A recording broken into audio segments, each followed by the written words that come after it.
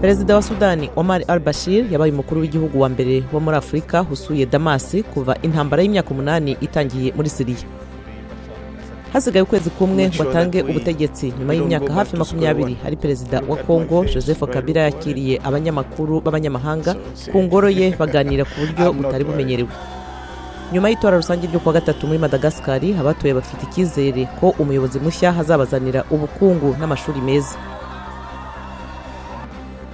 Muri Afrika y'Epfo ho hafi y'umudugudu wa Dande mu ntara ya KwaZulu-Natal abo mu bwoko bw'Abafrikaners bateranye bizihiza isabukuru y'imyaka 180 y'insinzi ku Bazuru mu mirwano yatembesheje imivu y'amaraso mu 1838. Ku rundi ruhande rw'umugezi inzu ndangamurage izwi nka Home igaragaza amateka y'Abazuru. Naho muri Kenya bakavukira abamasayi barerekana ubumenyi bwabo gakondo mu mikino Olympique yabitiriwe yateguwe nk'uburyo bwo kwigisha urubyiruko akamaro ko kubungabunga ubuzima bw'inyamaswa zo mu ishyamba hamwe n'ibimera.